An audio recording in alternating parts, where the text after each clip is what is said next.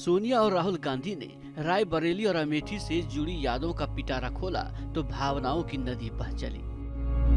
को याद होगा शायद ये कार्यकर्ता उस जमाने का, और ये हमेशा पापा जी ने। स्वाभाविक है, गांधी परिवार से दोनों जगहों का रिश्ता 100 साल से भी ज्यादा पुराना है।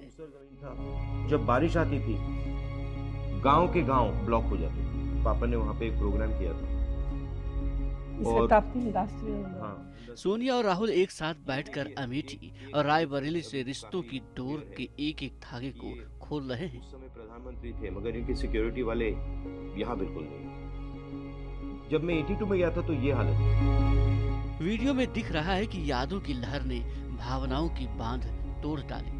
पुरानी यादों को ताजा कर सोनिया और राहुल बार बार भावुक हो जा रहे हैं। 81-82 शुरू किया काम। हम लोग जाते थे मेडिकल कैंप के लिए, बहुत सारे अच्छे।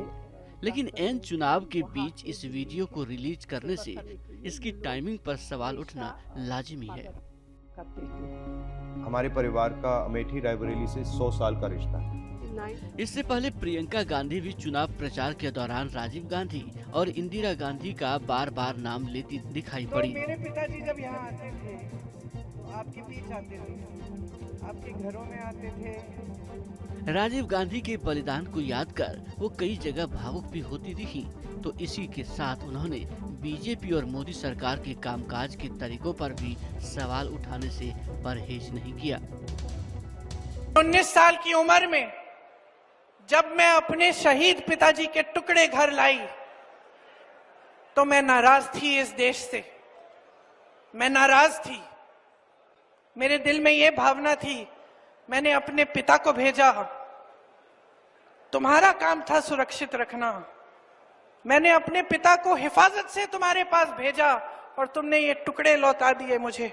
मेरे पिताजी पैदल गांव में जाते थे, प्रधानमंत्री होते हुए पैदल गांव के अंदर जाकर समस्याएं पूछते थे, जनता की आंसू पोंछते थे।